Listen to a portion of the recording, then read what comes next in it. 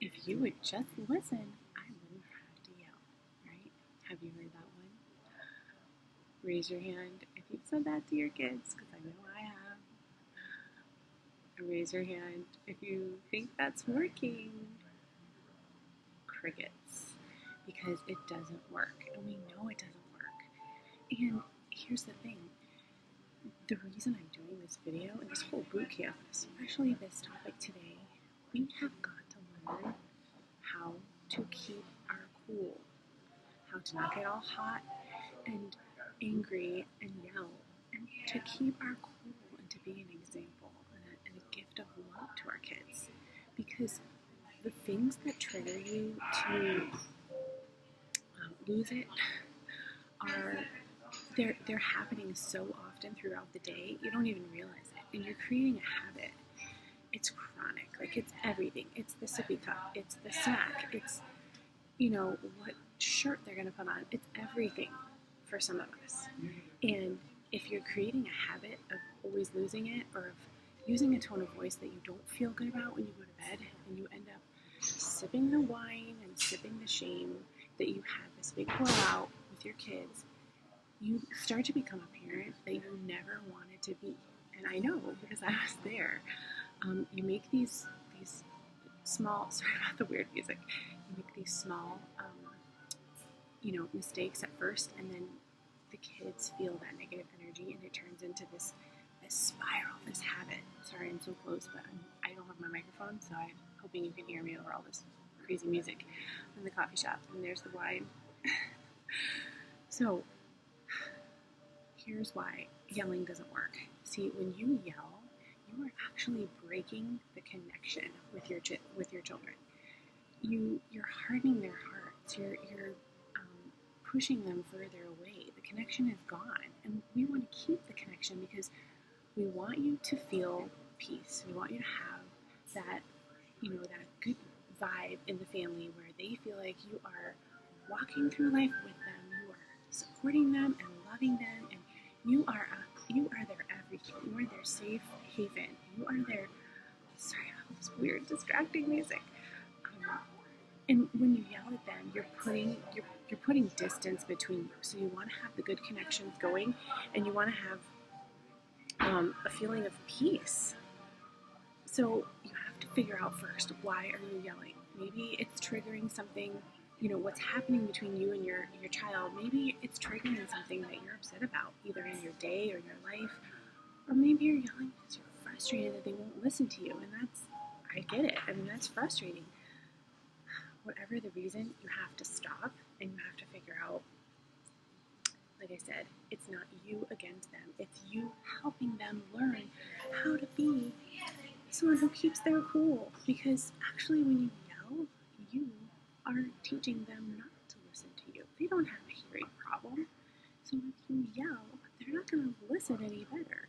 When you yell, they hear, oh, mommy's losing it again. I'm tuning out. I'm going over here.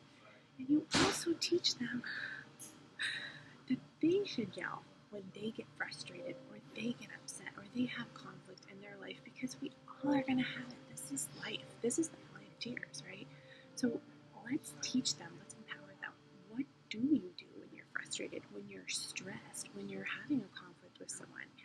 And let's remember, you are the mature one here. You are the one who is fully developed and who is a grown-up. And so you're going to help them. They're a blank slate. You're writing on them every single day with what you do for them and how you treat them. And you want to write messages of love and of goodness so that they learn that and that they exhibit that in their own life, and they know how to manage these feelings. Okay, so here's something. I better stay on track so I don't make this too long. Okay, so when you start yelling, when you say, honey, it's time to put on your shoes, let's go, and they're thinking, I'm not putting on my shoes, I don't want to go. And the next thing you know, you're yelling, I said put on your shoes. Now they're feeling, I'm going to be passive aggressive. I'm not going to put on my shoes because I don't want to, and she's yelling at me, so I'm just going to watch her flip out, and I'm going to be a puppeteer, and I'm going to throw fits and scream and ignore her and pretend like I didn't hear her because I don't want to, and because I don't like the way she's treating me.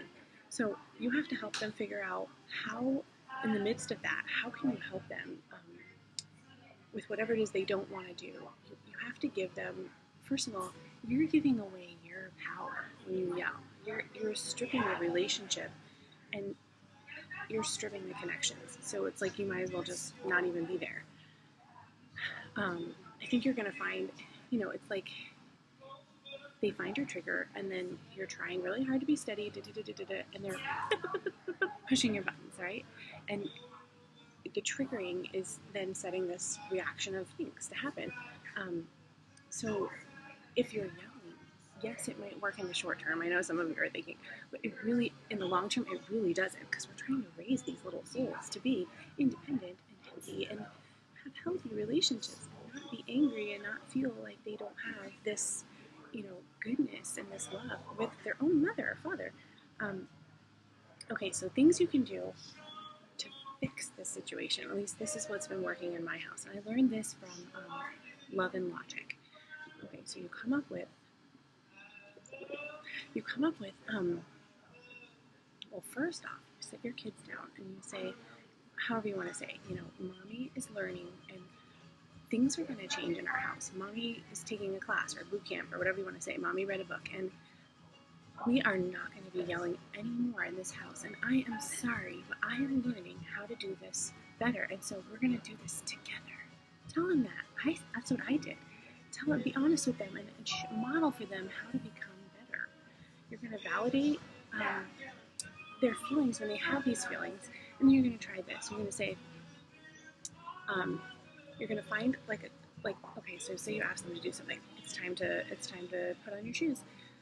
And you notice the behavior starting, they're not doing it.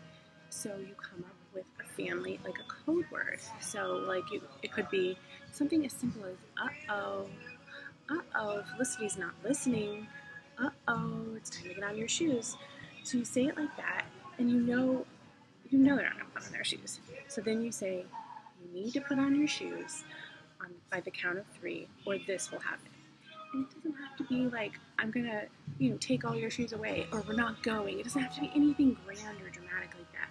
But you have to let them know that when you get to 3, something is going to happen. And it's something like, if you don't put on your shoes by the time I get to the count of 3, Mommy's going to help you. And they don't want that. And if they don't do it, you help them. And then you say, next time I know you're going to be a good listener. And you get through it. You walk them through that storm, and you move on. And you will notice over time, without the yelling and with them growing, you're going to start being a better listener. And if they flip out, so what? They flip out. You stay calm, you stay cool, and eventually you'll get through it. Whatever the issue is, though, give them some choices. Give them 2 acceptable choices. Do you want to wear the brown shoes or the white shoes? Do you want to brush your teeth in this bathroom or that bathroom? Because, guys, really what they're doing is they're searching for their power. They want their power back. From the moment they wake up, they're told what to do, when to do it, how to do it. They want some control over their own life and their own situation and emotions. So you give them their power back. They learn how to have a peaceful way with finding their power and figuring out what shoes and when and where. And then when they do it, you praise them like crazy. And you also give them the knowledge of knowing how good it feels to be good. You don't just say, I'm so proud of you. In addition to that, you say, and I bet you feel proud because you listen to Mommy. And doesn't it feel happy to listen to Mommy and be a good listener? And don't you feel so proud? I bet you feel proud. And you're teaching them to have this intrinsic motivation, to have that feeling of knowing they're doing the right thing. And in time, they're going to search for that on their own. Instead of always saying, you're making Mommy proud, you're making Daddy proud, you're making your brother proud, you're making your sister proud. Focus on how it makes them feel when they're having good moments where they're making good choices and good decisions when they're listening. So when you implement this stuff and when you seriously consider it and make a decision to change, you're going to see the storms are going to decrease, they're going to lessen in severity, and they're not going to last as long. And please know, the whole goal of this is I want you to enjoy your children, and I want you to dance with them and not be always tangled up with them.